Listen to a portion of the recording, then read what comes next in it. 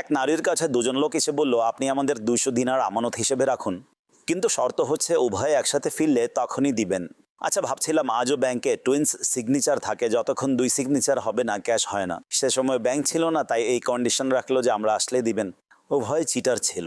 কিছুদিন পর একজন কান্না করতে করতে এসে বলল, আমার বন্ধু মারা গিয়েছে, ওই টাকা আমাকে দিয়ে দিন। সে বলল, উভয়ে একসাথে আসলে দিব। সে বলল, কোথা থেকে আনবো, সে তো মারা গিয়েছে। সে মানুষ জড়ালো করলো। মানুষ বলল সে কান্না করছে, সত্যিই বলছে। মানুষের কথায় সেই বেচারি টাকাটা দিয়ে দিলেন।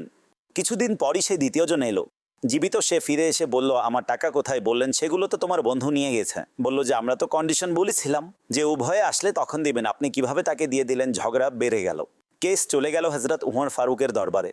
হজরত উমর যখন এই কেস শুনলেন তখন তিনি বলেন, মাওলা আলীর কাছে যাও। আচ্ছা, মাওলা আলী আশফাক ভাই একই বাক্যে সমস্যার সমাধান করলেন, অর্থাৎ শ্রবণও হয়নি, উভয়ের পক্ষের দলিল শোনাও হয়নি। চমৎকার দূরদৃষ্টি। এমনিতেই নবী করিম বলেননি যে আমি ইলিমের শহর এবং আলী তার দরজা।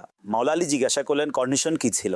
বলল, কন্ডিশন এটা ছিল, উভয়ে এলে টাকা দিবেন। বললেন, ঠিক আছে, উভয়ে এসো, টাকা নিয়ে যাও।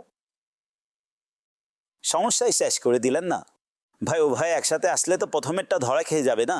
না দুইজন আসবে, না সমস্যার সমাধান করতে হবে, সেও চলে গেল।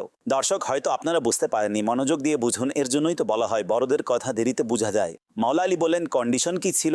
বলল, উভয় একসাথে আসবো। বললেন, ঠিক আছে, উভয় একসাথে এসেও টাকা নিয়ে যাও, আমরা উপস্থিত আছি, টাকা দিয়ে দিব। না দ্বিতীয়জন আসবে, না সমস্যার সমাধান করতে হবে। যদিও আসে, বলবে তুমি টাকা নিয়ে গিয়েছিলে, ফেরত দিয়ে দাও। সমস্যা তো সমাধান করে দিয়েছেন না মাওলা আলী। এটি মাওলা আলীর শান।